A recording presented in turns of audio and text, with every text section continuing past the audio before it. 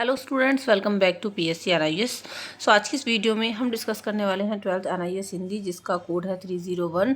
उसके most important question answers जितने भी टॉपिक्स हैं आपके विद एक्सप्लेनेशन में डिस्कस करने वाली हूं। अगर आप अप्रैल या अक्टूबर 24 में एग्ज़ाम देने वाले हैं तो आपको पता होगा कि आपके सिलेबस को रिवाइज कर दिया गया है हिंदी के, तो उसी के अकॉर्डिंग ये अपडेटेड जो नोट्स हैं वो मैं आपके लिए लेकर के आई हूँ।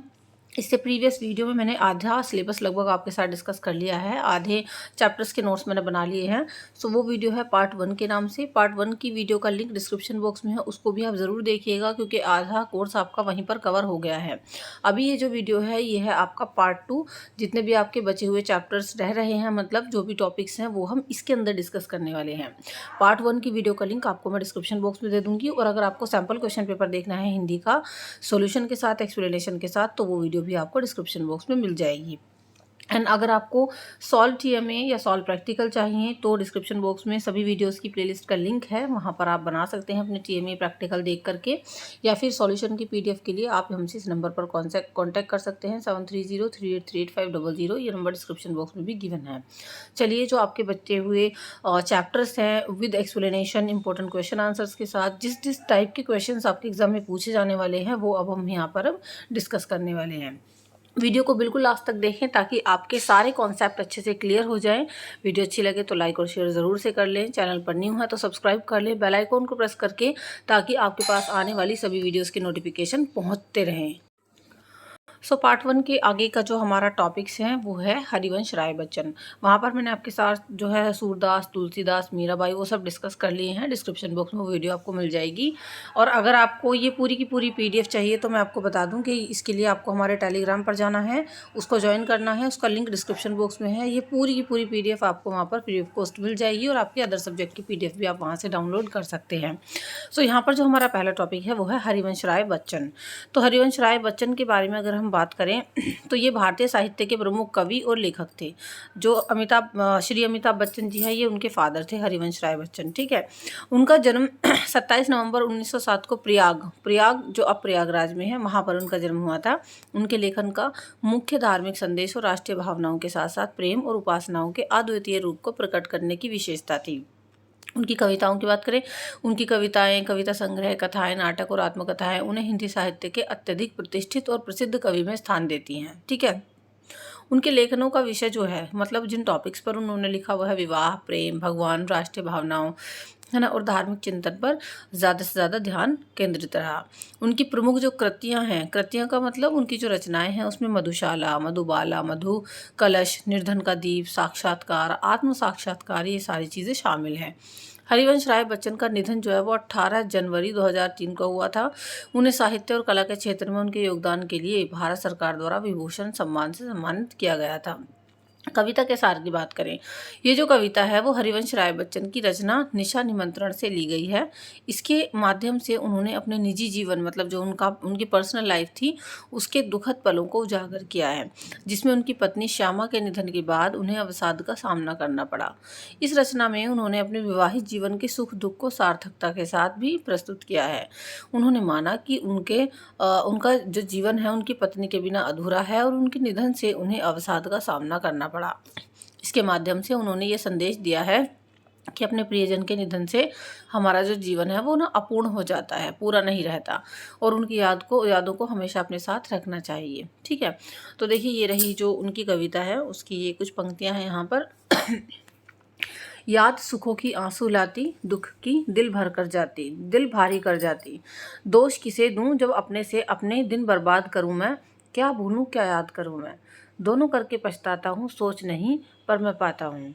सुधियों के बंधन से कैसे अपने को आज़ाद करूँ मैं, क्या भूलूं क्या याद करूँ मैं। देखिए, इसमें कवि जो है वो मैं के माध्यम से समाज के प्रत्येक व्यक्ति के मनोभावों को अभिव्यक्त करता है। मतलब मैं उन्होंने केवल अपने लिए नहीं बोला है, समाज के प्रत्येक व्यक्ति के जो मनोभावनाएं होती हैं उनको वो अभिव्यक्त कर रहा है। वह स्मृतियों यानी यादों के द्वंद्व से मुक्ति की कामना करता है। व्याख्या की बात करें तो कवि ने इन पंक्तियों के माध्यम से जीवन के दोनों पक्षों, सुख और दुख के मर्म को प्रस्तुत किया है। कवि का मानना है कि जीवन में ऐसे अनगिनत क्षण हैं, ऐसे अनगिनत पल हैं जो उसे सुख प्रदान करते हैं, जो जीवन में नई ऊर्जा का संचार करते हैं, उत्साहित और उल्लसित करते हैं। साथ ही वो अवसादों के क्षणों को भी याद करता है। कवि के जीवन में ऐसे अनगिनत पल आते हैं जब वो अवसादों से घिर जाता है और बहुत दुखी और उदास हो जाता है। कवि ने इन पंक्तियों के माध्यम से मनुष्य के जीवन के सुख दुख दोनों पक्षों की बात की है। मैं का प्रयोग कवि के साथ ही समाज के किसी भी व्यक्ति के लिए हो सकता है, मतलब ये हर किसी के लिए मैं शब्द इस्तेमाल हो सकता है। यहाँ पर कवि की यह वेदना है कि रात्रि के समय जब चारों ओर चुप्पी का वातावरण छा जाता है, सब तरफ जो है खामोशी होती है, शांति हो जाती है, तो उस समय किन बातों को याद करके वो अपना समय व्यतीत करें। उन्माद और अवसाद दोनों ही कवि को इस एकांत व शून्यपन में पीड़ा पहुंचा रहे हैं। वो असमंजस में है, वो दुविधा की स्थिति में है कि अकेलेपन में खुशी के क्षणों को याद करूं या दुख को। सच तो यह है कि वह कुछ भी भूल नहीं पा रहा, इसलिए भूलने और याद करने की वो दुविधा में है। चलिए अभी हम लोग देख लेते हैं इसके मोस्ट इम्पोर्टेंट एमसीक्यू क्वेश्चंस। ठीक है, तो एमसीक्यू क्वेश्चन जैसे कि आपको पता है कि यहाँ पर आपको 4 विकल्प दिए जाएंगे। एग्जाम में भी इस तरीके के क्वेश्चन आपके 1 मार्क के पूछे जाएंगे और उनमें से जो आपको सही लगे उस पर आपको जो है निशान लगा के उसको लिखना है। तो देखिए, कवि अपने को किसके बंधन से आज़ाद ना कर पाने की विवशता व्यक्त कर रहा है, मतलब वो अपने आप को किस बंधन से आज़ाद नहीं कर पा रहा है, भूलने के, दुख के, सुख के या यादों के। तो देखो, वो यादों के बंधन से खुद को मुक्त नहीं कर पा रहा है क्योंकि उसको अपनी जो पत्नी है उनकी बहुत ज़्यादा याद आ रही है। आंखों में आंसू कब आते हैं? ऑप्शन ए है क्या है आपका, सुखों के याद आने पर या दुखों के याद आने पर या उन्माद की अवस्था में या रात्रि के होने पर। तो आंखों में आंसू कब आते हैं? दुखों के याद आने पर। भाई सुख को याद करके तो कोई इंसान आंसू बहाएगा नहीं, जब कोई दुख याद आता है तभी आंखों में आंसू आ जाते हैं। कवि ने उन्मादों के क्षण कहा है, तो उन्माद के क्षण किसको कहा है कवि ने? याद करने को, भूलने को, स्मृतियों को, सूनेपन को, किसको कहा है? तो देखो, भूलने को कहा है। प्रस्तुत पंक्तियों में किन किन का प्रयोग हुआ है? तो देखो, किन किन का प्रयोग हुआ है? भूलों के लिए, ये जो शब्द है ना किन किन, कि भाई किन किन को वो करूँ मैं, तो ये जो शब्द है इनका प्रयोग किसके लिए हुआ है? भूलों के लिए, सूनी घड़ियों के लिए, रजनी के लिए या उन्माद के क्षणों के लिए। तो देखो, किन किन का प्रयोग हुआ है? उन्माद के क्षणों के लिए। प्रस्तुत अंश में कवि किसे दोष देता है? किसको दोष देता है? वो खुद को दोष देता है, न दुख को, न आंसुओं को, न भूलों को, वो खुद को दोष देता है। दुखों की याद कवि पर क्या प्रभाव डालती है? उसकी आंखों में आंसू दे जाती है, वह दूसरों को दोष देने लगता है। मतलब जब दुख याद आते हैं कवि को तो वो क्या क्या करता है, क्या प्रभाव पड़ता है उस पर? आंखों में आंसू आ जाते हैं, या दूसरों को दोष देने लगता है, या उसका जो मन है वो व्यथा में डूब जाता है, या उसका दिल भारी कर जाती है। तो जब दुखों की याद आती है ना तो कवि का दिल भारी हो जाता है। कवि के प्रस्तुत अंश में अधिकता किस चीज़ की है बताओ? गुस्से की अवस्था है, मतलब अधिकता है, नाराज़गी की है, जलन की है या विवशता की? तो ये जो हमने अंश पढ़ा है ना, तो इसमें किस चीज़ की ज़्यादा अधिकता है? इसमें है विवशता की, मतलब वो खुद को ना बहुत ही विवश महसूस कर रहा है, हेल्पलेस फील कर रहा है, मजबूर जिसको हम बोलते हैं। कवि स्वयं को किसके बंधन में पाता है? अतीत की यादों के बंधन में, सोच ना पाने के बंधन में, भूलने के बंधन में या पछतावे के? तो कहता है कि मैं कुछ सोच नहीं पा रहा हूँ कि मैं दुखों को याद करूँ या सुखों को, तो वो सोच ना पाने के बंधन में खुद को पाता है। कवि की प्रारंभिक पंक्तियों में कौन सा भाव प्रकट हो रहा है? तो कविता की प्रारंभिक यानी स्टार्टिंग की जो लाइन है ना, उसमें कवि की विवशता और असंतोष प्रकट हो रहा है। उन्हें अपने अतीत के कठिन क्षणों को स्मरण करते हुए ये एहसास हो रहा है कि वे क्या भूलें और क्या याद करें। अगला क्वेश्चन है कि कवि द्वारा उन्माद और अवसाद की क्या परिभाषा दी गई है? देखो, कवि द्वारा उन्माद और अवसाद के संदर्भ में 2 परिभाषाएं प्रस्तुत की गई हैं। पहली परिभाषा में उन्माद को सुख और प्रेम के क्षण और अवसाद को उन क्षणों के रूप में प्रस्तुत किया गया है जो बीत चुकी हैं। दूसरी परिभाषा में कवि ने उन्माद को उत्साह और उल्लास के क्षण और अवसाद को उसके दुखी और उदास करने के क्षणों के रूप में प्रस्तुत किया है। अब इस कविता में किन किन भावों का संवाद दिखाया गया है? तो इस कविता में सुख और दुख, उत्साह और निराशा, यादें और भूलें और पछतावा जैसे विभिन्न भावों का संवाद है। यहाँ पर कवि ना अपने अनुभवों को संवाद के माध्यम से, मतलब जो फील कर रहा है ना उसको डायलॉग्स के माध्यम से, संवाद के माध्यम से प्रस्तुत करते हैं, जो उनके जीवन के उन्माद और अवसाद को दर्शाते हैं। अब देखो, कविता के अंत में क्या संदेश दिया गया है बताइए? तो कविता के अंत में ये संदेश दिया गया है कि जीवन में सुख और दुख दोनों ही अवस्थाएं हैं, हमें उन अनुभवों को स्वीकार करना चाहिए। भाई सुख है तो उसको एक्सेप्ट करो, दुख है तो उसको भी एक्सेप्ट करना पड़ेगा। और उनसे सीखना चाहिए। संदेश ये भी है इस कविता में कि हमें अपने अतीत को याद करने और उसमें पछतावा करने की बजाय उसे एक्सेप्ट करना चाहिए और आगे बढ़ना चाहिए। क्योंकि अगर हम अपने अतीत में ही पड़े रहेंगे, उसमें खोए रहेंगे, रोते रहेंगे, तो फिर हमारी ज़िंदगी कैसे आगे बढ़ेगी भी ठीक तरीके से। इससे जो हमारा आज है ना, वो भी अच्छा नहीं रहता। और अगर हम इसको एक्सेप्ट कर लेते हैं, आगे बढ़ते हैं, तो इससे हम अपने वर्तमान को बेहतर बना सकते हैं और अपने भविष्य की दिशा में आगे हम बढ़ सकते हैं। ये हमने हरिवंश राय बच्चन जी देखे, मतलब उनकी कविताएं देखी और उनके बारे में जाना। अभी जो हमारा नेक्स्ट टॉपिक है वो है आपका चीफ की दावत, जिसको लिखा है भीष्म साहनी ने। तो पहले हम देख लेते हैं भीष्म साहनी जी का परिचय। भीष्म साहनी हिंदी साहित्य के प्रमुख साहित्यकार के रूप में जाने जाते हैं। उनका जन्म जो है रावलपिंडी में 1915 में हुआ था। उन्होंने लाहौर से अंग्रेजी साहित्य में एमए किया और पंजाब विश्वविद्यालय से पीएचडी की। ठीक है, विभाजन यानी जब बंटवारा हुआ ना, तो उसके बाद उन्होंने भारत आकर समाचार पत्रों में कार्य किया। बाद में वे दिल्ली यूनिवर्सिटी में साहित्य के प्रोफेसर हुए। उन्हें पंजाबी, हिंदी, संस्कृत, उर्दू, अंग्रेजी का बहुत अच्छा ज्ञान था। भीष्म साहनी को प्रेमचंद की परंपरा का अग्रणी लेखक माना जाता है। वे हमेशा मानवीय मूल्यों के पक्षधर रहे। उनकी कहानियों में मध्यम वर्गीय द्वंद्व हैं, तो निम्न वर्गीय संघर्षताशीलता भी प्रखरता से अभिव्यक्त हुई है। उन्होंने मुख्य रूप से उपन्यासों, कहानियों, नाटकों की रचना की। उनके जो सर्वाधिक चर्चित उपन्यास तमस, उस पर 1975 में साहित्य अकादमी पुरस्कार भी उनको मिला। उनके अन्य उपन्यास झरोखे, मायादास की माड़ी आदि ये सब प्रमुख हैं। तमस हिंसा और घृणा से तमस जो है ना, जो उन्होंने उपन्यास लिखा, वो हिंसा और घृणा से उत्पन्न सांप्रदायिकता की भयावहता और देश के विभाजन के समय मृत्यु और विनाश का करुण चित्र खींचती है। उन्हें 1975 में एफ्रो एशियाई लेखकों के संघ द्वारा लोटस अवार्ड दिया गया। 1983 में वो सोवियत लैंड नेहरू पुरस्कार उनको दिया गया। साहित्य में महत्वपूर्ण योगदान के लिए 1998 में पद्म भूषण से भी उनको सम्मानित किया गया।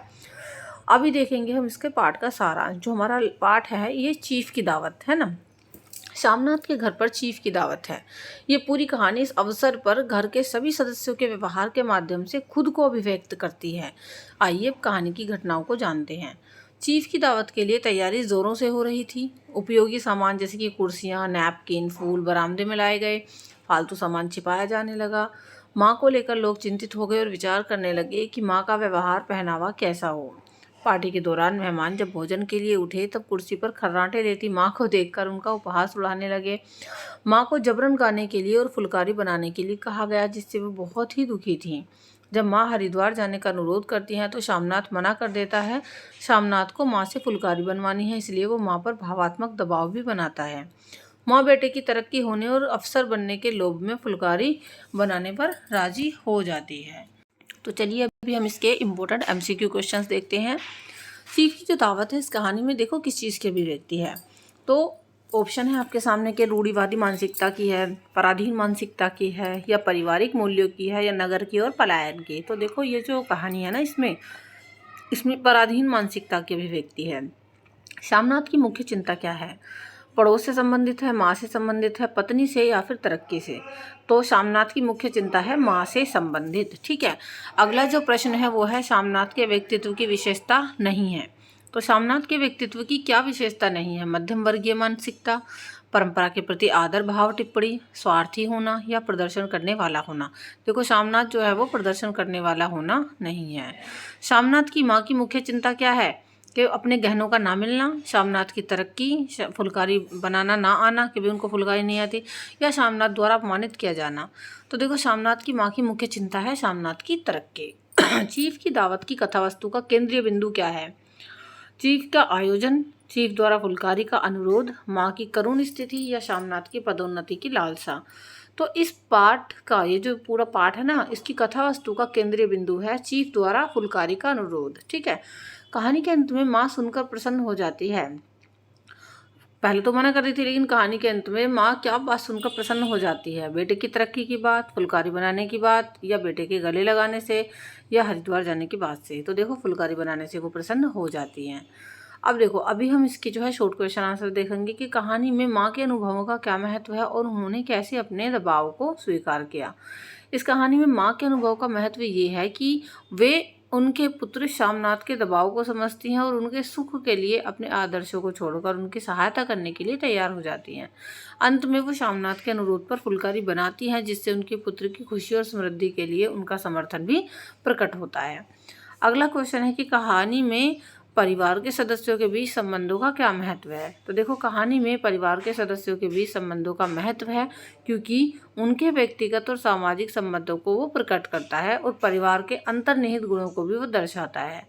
जो हमारे रिलेशनशिप होते हैं उनके माध्यम से ना व्यक्ति अपने भावों, आदर्शों और उपासनाओं को व्यक्त करता है और अपने परिवार के सदस्यों के साथ साझा भी करता है। इसके अलावा संबंधों का महत्व ये भी है कि वे उत्तेजक और प्रेरक हो सकते हैं जो व्यक्ति को अपने लक्ष्यों तक पहुंचाने में मदद कर सकते हैं। इसके साथ ही संबंधों के माध्यम से व्यक्ति जीवन के विभिन्न पहलुओं में सहानुभूति, समर्थन और प्रेम का अनुभव करता है। श्यामनाथ ने मां को फुलकारी बनाने के लिए कैसा दबाव बनाया और इसके क्या परिणाम हुए। देखो श्यामनाथ ने मां को फुलकारी बनाने के लिए दबाव बनाया था क्योंकि वो चाहता था कि उनकी पत्नी भी दावत में उपस्थित होने वाली महिलाओं की तरह अच्छी तरीके से तैयार हो और सुंदर दिखे। श्यामनाथ को लगता था कि मां का प्रतिष्ठान बढ़ेगा और उनका सम्मान भी होगा अगर वो फुलकारी बनाएंगी। इस पर दबाव के कारण मां ने अपनी स्वाभाविकता और अवस्था के खिलाफ अपनी इच्छा को दबा दिया और श्यामनाथ की इच्छा के हिसाब से ही फुलकारी बनाई। ये परिणाम स्वरूप मां को असहमति और दुखी महसूस हुआ, लेकिन वो श्यामनाथ के दबाव में रहीं। ठीक है, चलिए। यहाँ पर हमने देख लिया है चीर की दावत को भी। अभी हमारा जो नेक्स्ट पार्ट है वो है पीढ़ियाँ और गिट्टियाँ, जो कि एग्जाम के पॉइंट ऑफ व्यू से मोस्ट इम्पोर्टेंट है आपका। तो इसको आपको और भी ज़्यादा ध्यान से पढ़ना है। ठीक है, तो पीढ़ियाँ और गिट्टियाँ हम पार्ट देखते हैं। लेखक का परिचय सबसे पहले फटाफट देख लेते हैं। विख्यात व्यंग्यकार हरिशंकर प्रसाद जी ने ये लेसन लिखा है। तो उनका जो जन्म है वो 22 अगस्त 1922 को मध्य प्रदेश के जिला होशंगाबाद के जामनी गांव में हुआ। नागपुर विश्वविद्यालय से हिंदी में एमए करने के बाद उन्होंने कुछ समय तक नौकरी की।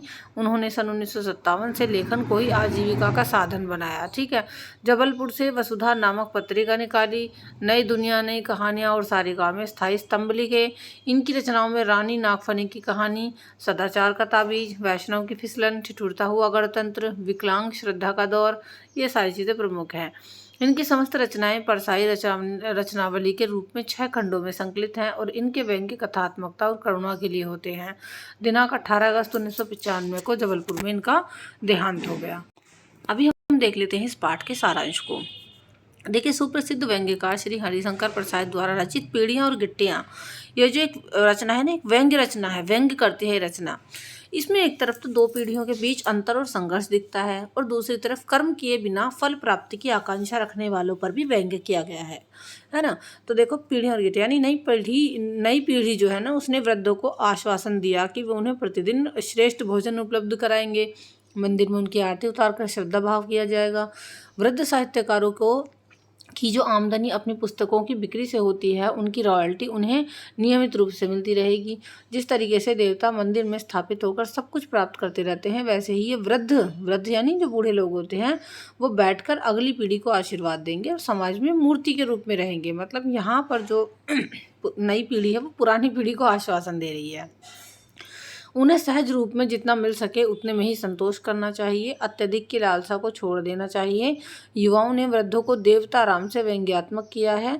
अतः जिस तरीके से देवता राग द्वेष से दूर रहते हैं, उसी प्रकार उन बूढ़ों को भी रहना चाहिए। लेखक ने कई व्यंग्यात्मक प्रहार किए हैं जो वृद्धों की हठ धर्मिता और मोह को प्रकट करते हैं। देवता बनकर प्रतिष्ठित होने के बाद वृद्धों का जो ध्यान है ना, वो युवकों पर गया, आज की पीढ़ी पर गया। वे उनके बारे में बातें करने लगे कि वे बाहर की दुनिया का आनंद ले रहे होंगे और हम मंदिर रूपी कारागार में बंद हैं। मतलब हमें एक तरफ बिठा दिया। वृद्ध जन देवता तो बन गए, लेकिन मोह को न छोड़ पाए। अतः उनमें युवकों के जीवन की खुशी और उत्साह के प्रति फिर ईर्ष्या का भाव उत्पन्न होता है। जबकि उनमें एक वृद्ध ऐसा है जो दूसरों की तरह नहीं बल्कि एक समझदार है। वो कहता है कि वे युवक हैं, तरुण हैं, खाने खेलने लायक हैं। हम तो इस योग्य अब नहीं रहे। ये भोग का जीवन अब हमारे लिए नहीं है। दूसरे वृद्धों को ये बात पसंद नहीं आई तो वे गुस्से में कह बैठे कि जो हमारा था उस पर युवाओं ने अधिकार जमा लिया है ना। ये तो सभी जगह की कहानी है ना। जहाँ कभी हम थे वहाँ अब ये हैं। ये सभी वृद्धों के मन में अपने अधिकार वापस लाने की लालसा जो है वो जागी। व्यंग्य रचना के अंतिम भाग में युवाओं को दायित्वहीन कहने वाले वृद्ध, यानी ये जो वृद्ध हैं ये युवाओं को क्या कह रहे हैं कि तुम्हें अपनी जिम्मेदारी का एहसास नहीं है, तुम दायित्वहीन हो। तो ये जो वृद्ध हैं दरअसल नए लोगों पर अपना दायित्व सौंपना ही नहीं चाहते हैं। उन्हें जो है डर लगा रहता है कि कहीं उनका वर्चस्व समाप्त करके युवा अपना वर्चस्व स्थापित ना कर लें। वृद्ध लोगों की स्वतंत्रता और सुख समृद्धि को प्रभावित करती है। जिस समाज में ऐसी वृद्ध पीढ़ी होगी, उस समाज के युवक कुंठित, आत्मविश्वासहीन और अकेलेपन से ग्रस्त होकर समाज विरोधी बन जाएंगे। इस व्यंग्य रचना में मुहावरे और व्यंग्योक्तियों का, छोटे छोटे वाक्य, संवादात्मक और व्यंग्यात्मक शैली का प्रयोग हुआ है।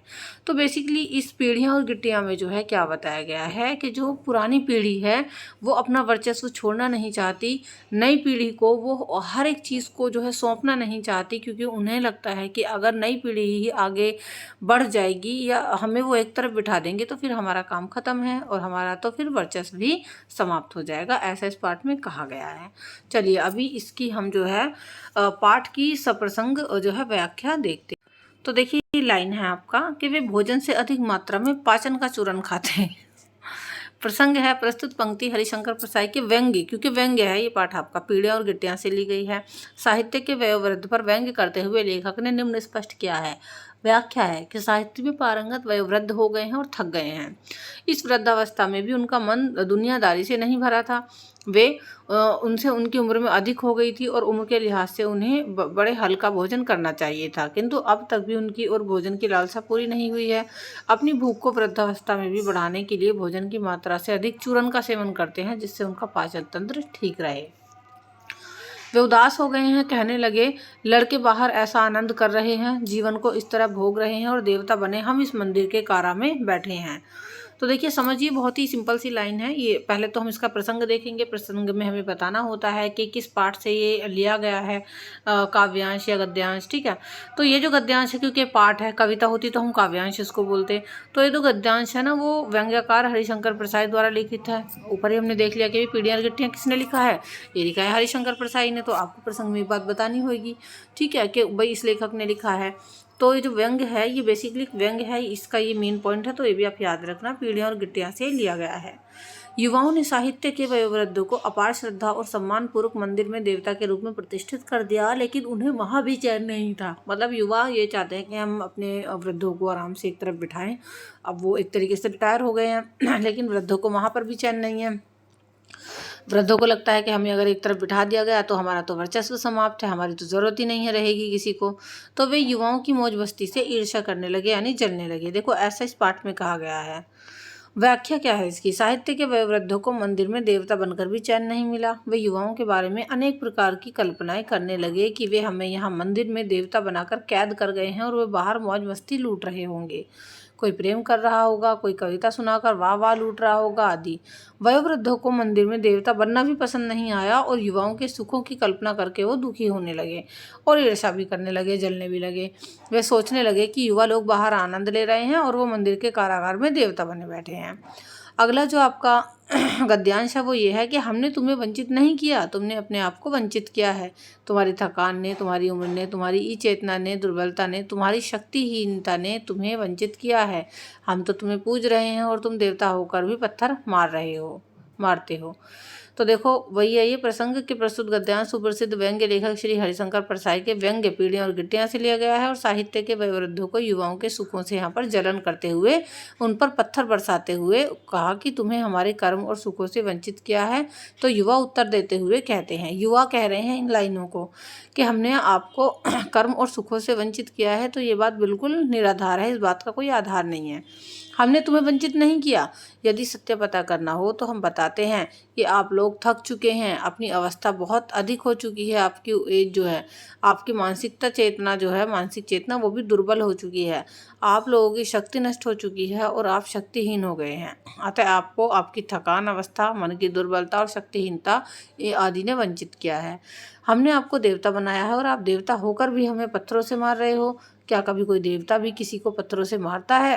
आप लोगों को ऐसा व्यवहार शोभा नहीं देता। ठीक है, चलिए अब पाठ के आधार पर हमें देखने हैं इसके इम्पोर्टेंट MCQ क्वेश्चंस। तरुणों ने वृद्धों से कहा। तरुण किसको कहा गया है? नई पीढ़ी को कहा गया है। तो तरुणों ने वृद्धों से क्या कहा कि आप वृद्ध हैं, काम ना किया करें, या आप देवता बनकर आराम से रहें, या आप लाठी टेकते सड़क पर चलें, या फिर आप मोटा चश्मा लगाकर चांद को देखें। तो देखो जो नई पीढ़ी है उन्होंने वृद्धों से कहा कि आप देवता बनकर आराम से रहें।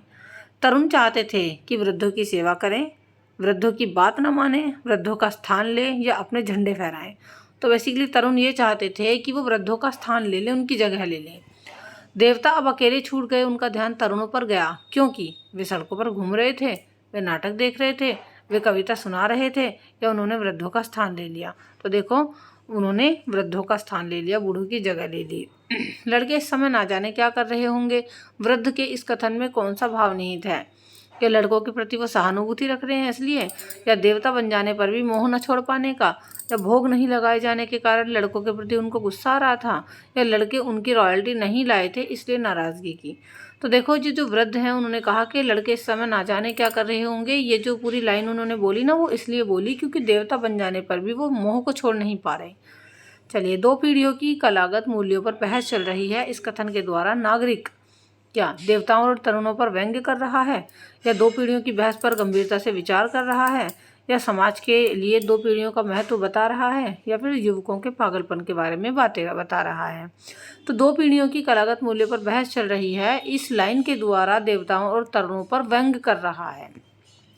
अब देखते हैं इसके इम्पोर्टेंट क्वेश्चन आंसर्स। पहला क्वेश्चन है, व्यंग्य किसे कहते हैं? पीढ़ियाँ और गिट्टियाँ एक व्यंग्य रचना है, सिद्ध कीजिए।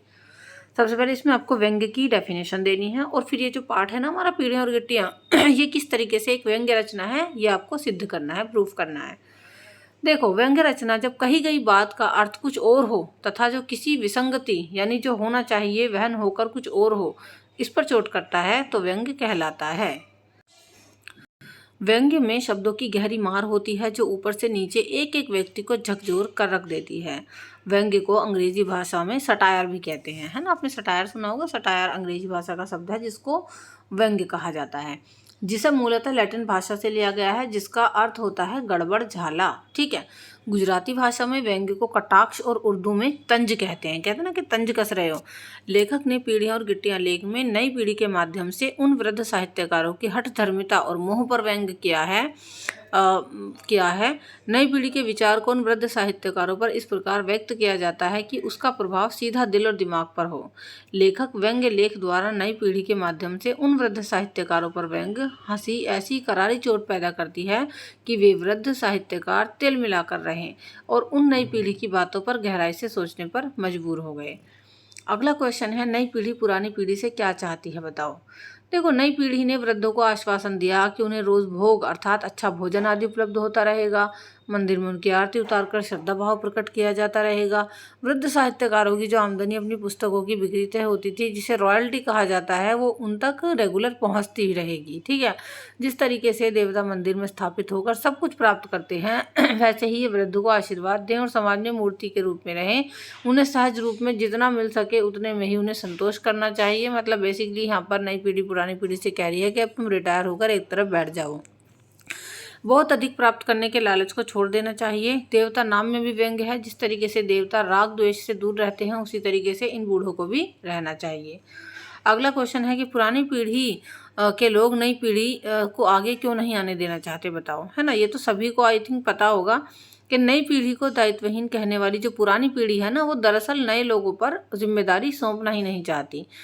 पुरानी पीढ़ी को डर रहता है कि कहीं हमारा वजूद ही, हमारा वर्चस्व ही खत्म ना हो जाए और नई पीढ़ी अपना वर्चस्व स्थापित ना कर ले। हम समझ सकते हैं कि पुरानी पीढ़ी की ये जो लालसा है ना और झूठा भय, वो किस तरीके से समाज की युवा पीढ़ी के विकास, उसकी स्वतंत्रता और सुख समृद्धि को प्रभावित करती है। जिस समाज में ऐसी पुरानी पीढ़ी होगी, उस समाज के युवक कुंठित, आत्मविश्वासहीन और अकेलेपन से ग्रस्त होकर समाज विरोधी हो जाएंगे। तो ये हमने पीढ़ियाँ और गिट्टियाँ पाठ देखा है। आई होप आपको अच्छे समझ में आ गया होगा। अभी जो हमारा नेक्स्ट टॉपिक है वो है सुभद्रा कुमारी चौहान महादेवी वर्मा द्वारा। सबसे पहले हम देखते हैं कवित्री का परिचय। महादेवी वर्मा बहुत ही फेमस कवित्री हैं। तो महादेवी वर्मा मूलतः कवित्री हैं, लेकिन वे हिंदी के उन प्रतिष्ठित रचनाकारों में से हैं जिन्होंने कविता और गद्य, मतलब इन्होंने कविता भी लिखी है और गद्य साहित्य दोनों क्षेत्रों में अपनी प्रतिभा से यश अर्जित किया है। मतलब जो है फेमस हुई हैं ये, इन्हें जो है सम्मान मिला है, यश मिला है। उनका जन्म की बात करें तो 1407 ईस्वी में उत्तर प्रदेश के फर्रुखाबाद नगर में एक अच्छे, संपन्न और कला प्रेमी परिवार में हुआ था। जब 9 वर्ष की अवस्था में ही उनका विवाह हो गया था। ठीक है। तब भी उन्होंने अपना पढ़ाई छोड़ी नहीं, अपना अध्ययन जारी रखा। उनकी जो प्रारंभिक शिक्षा थी वो इंदौर में, और उच्च शिक्षा कहाँ हुई? इलाहाबाद में हुई। प्रयाग यानी इलाहाबाद की महादेवी जी की जो है कर्मभूमि रही। वे पूरे जीवन प्रयाग महिला विद्यापीठ की कुलपति रहीं। उनके कार्यकाल में ये संस्था प्रसिद्धि के शिखर तक पहुंची। काव्य सृजन की ओर महादेवी की रुचि बचपन से ही थी। इनमें निरंतर विकास हुआ और छायावाद के प्रसिद्ध कवियों में गिनी जाने लगी। उनकी प्रसिद्ध काव्य कृतियाँ कौन सी हैं? निहार, नीरजा, यामा, रश्मि, सांध्य गीत और दीपशिखा।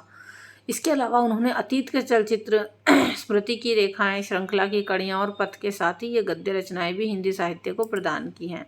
साहित्यिक सेवा के लिए उन्हें ज्ञानपीठ पुरस्कार, भारत भारती पुरस्कार से सम्मानित किया गया और भारत सरकार की ओर से पद्म भूषण से भी उनको अलंकृत किया गया। अभी हम देखेंगे पाठ का सारांश। देखो, महादेवी वर्मा मूलतः छायावादी कवित्री हैं, लेकिन ये हिंदी के उन प्रतिष्ठित रचनाकारों में हैं जिन्होंने गद्य और पद्य दोनों साहित्यों में अपनी प्रतिभा से यश अर्जित किया। महादेवी वर्मा द्वारा रचित गीतांश छायावादी और रहस्यवादी रख काव्यधारा की रचना में नीर भरी दुख की बदली में वर्षा जल ईट से भारी बदली और अपना परिचय दे रही है। दूसरी तरफ कवित्री विरह वेदना में व्याप्त नारी का चित्रण दे रही है। कवित्री महादेवी वर्मा नारी वेदना को जल भरी बदली के द्रव्यमांस के माध्यम से स्थापित करती हैं। वो नारी को त्याग और समर्पण की मूर्ति मानती है महादेवी वर्मा जी, है ना। और नारी को आंसुओं से भरी वेदना के इन पग पग जो है संगीत में होने पर भी चिंता का भार लिए मिट्टी में से प्राण संचार करने वाली नारी की पीड़ा प्रकट करती हैं। वो अपने निजी अनुभूतियों को प्रतीकों और उपमानों के सहारे अभिव्यक्त करती हैं। विरह वेदना लाक्षणिक शब्दावली में व्यजित करती हैं।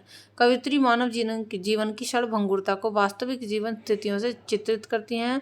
महादेवी वर्मा के काव्य में वैयक्तिक भावनाएं, प्रेम, विरह एवं पीड़ा आदि व्यक्त हुई है। कवित्री ने अपने मन की वेदना को 5 बदली के उमड़े और गिरने एवं बरसने के माध्यम से अभिव्यक्त किया है। वो अपनी वैयक्तिक भावनाओं, प्रकृति के क्रियाकलापों से करती हैं। महादेवी वर्मा ने काव्य को न केवल शिल्प सौंदर्य की विशेषताओं में बल्कि छोटे संगीत में गहन भावनाएं पिरोई हैं, है ना। और षड और व्यंजना शब्द शक्तियों का भी सुंदर प्रयोग किया है। इसके अलावा शब्द चयन, नाट्यमकता, लघु छंद, मधुरता और यथा आदि की प्रमुख विशेषताएं हैं। इनकी रचनाओं का मूल संवेदनशीलता है। जो कुछ इन्होंने लिखा है वो हृदय की तुल गहराइयों से उपजा प्रतीत होता है। करुणा, उदारता अन्य विशेषताएं हैं। महादेवी वर्मा द्वारा लिखित गीतों की अधिकता है जो मधुर भावों से ओतप्रोत है। ये जो कवित्री महादेवी वर्मा हैं, उनकी प्रसिद्ध काव्य कृतियाँ कौन सी हैं? निहार, यामा, रश्मि, दीपशिखा, सांध्य गीत और नीरजा। इसके अलावा उन्होंने अतीत के चलचित्र, स्मृति की रेखाएं, श्रृंखला की कड़ियाँ और पथ के साथ ही ये सभी गद्य रचनाएं भी हिंदी साहित्य को प्रदान की हैं। अगर हम इस पाठ की बात करें कविता की, तो इसकी प्रसंग सहित व्याख्या देखते हैं। मैं क्षितिज भ्रकुटी पर घिर धूमिल, चिंता का भार बनी अविरल, रज कण पर जल कण हो बरसी, नवजीवन अंकुर बन निकली। पहले हम देखेंगे इसका प्रसंग। ये जो पंक्तियां हैं ये मैं नीर भरी दुख की बदली, इनकी कविता है, उससे ली गई है। ठीक है, किसने लिखी है इसको? महादेवी वर्मा जी ने। ये भी आपको याद रखना है। अब इन लाइनों की हम करते हैं व्याख्या। धुएं जैसे बादल जब क्षितिज पर छाते हैं तो कवित्री को लगता है कि मानो क्षितिज की बोहों पर चिंता का भार बढ़ गया हो। मूर्त की तुलना अमूर्त से करना छायावादी कविता की एक विशेषता है। यहाँ भी मूर्त बादलों की तुलना अमूर्त चिंता का भार से की गई है और ऐसी कल्पनाएं आपको अन्यत्र भी मिलेंगी। ऐसी बदली जब रजकण अर्थात मिट्टी पर बरसती है तो इसका परिणाम होता है कि चारों ओर नवजीवन के अंकुर फूट आते हैं। ठीक है, यानी जब बदली यानी जब पानी बरसता है तो उसका परिणाम मिट्टी पर बरसता है तो उसका परिणाम होता है कि चारों ओर नवजीवन के अंकुर फूट आते हैं। और जो बीज मिट्टी के नीचे दबे पड़े थे ना, वो भी वर्षा की बूंदों के छूने से अंकुरित होने लगते हैं। ये अंकुरण ही नवजीवन का प्रस्फुटन है और बदली का यह कहना उचित है कि वही रजकण से नवजीवन अंकुर बनकर निकल पड़ती है। ये जो पंक्तियां हैं वो स्पष्टतः बादलों के घुमड़ने, बरसने और अंकुरण का कारण बनने की प्रक्रिया और उससे जुड़े प्राकृतिक बने क्रियाकलापों का सौंदर्य चित्रण कर रही है। लेकिन विरहणी के पक्ष में भी इनका भावार्थ ग्रहण किया जा सकता है। विरहणी के पद पाँचों में संगीत है, यौवन का, रूप का और उसकी का। ठीक है और उसकी है सुगंधित सांसें उसकी कामनाओं की सूचक हैं। उसके रंगीन वस्त्रों में इंद्रधनुषी आभा है और वह जहाँ निकल जाती है वहीं ना सुगंध ऐसे बिखेरती है कि मानो सुगंधित मलय बयार चल पड़ी हो। उसकी भौहों पर चिंता का भार है कि प्रिय से मिलन हो पाएगा या नहीं। जब उससे व्यथा भार सहन नहीं होता तो उसकी आंखों से आंसू बरस पड़ते हैं। आवेग की अभिव्यक्ति से उसे क्षण भर को शांति मिलती है। उसे लगता है कि नए जीवन के अंकुर फूट रहे हैं। आंसू बरसाकर विरहणी मानो संसार को अपना वेदना का वितरण करती है और उसे नया जीवन प्रदान करती है। कवित्री अपनी विरह वेदना को ना लाक्षणिक शब्दावली द्वारा व्यक्त करती है। ठीक है, तो ये हमने देखा है काव्यांश के पाठ की व्याख्या। अभी जो हमारा अगला काव्यांश है उसकी व्याख्या हम देखेंगे। इस काव्यांश की जो लाइनें हैं वे ये हैं कि विस्तृत नभ का कोई कोना मेरा न कभी अपना होता, परिचय इतना इतिहास यही, उमड़ी कल थी मिट आज चली। प्रसंग, ये जो पंक्तियां हैं इसमें बदली ने अपने घुमड़ने और बरसने की चर्चा की है। अब वो बरसने के बाद प्रभाव की कल्पना करती है। ठीक है, बादलों को तो आते हैं और बादल तो आते हैं और चले जाते हैं, इतने विस्तृत विशाल नभ में किसी कोने में वे घर नहीं बना सकते। सोचो, सच तो ये है कि सारे नभ में छाने के बाद भी कोई एक कोना तक उनका अपना नहीं है। मतलब बादलों का भी यही हाल है कि देखो पूरे आकाश में वो भागे फिरते हैं, लेकिन कहीं एक जगह उन्हें भी जगह नहीं मिलती। पूरा आकाश उन्हें थोड़ा सा भी कोना अपने उसमें नहीं दे सकता, क्योंकि वो एक जगह नहीं रहते। मेरा न कभी अपना होना, इस पंक्ति में अपना होना क्रिया से स्पष्ट है कि मेरे भाग्य में ये लिखा ही नहीं है। ये पूर्व निश्चित है कि कोई कोना मेरा अपना नहीं होगा।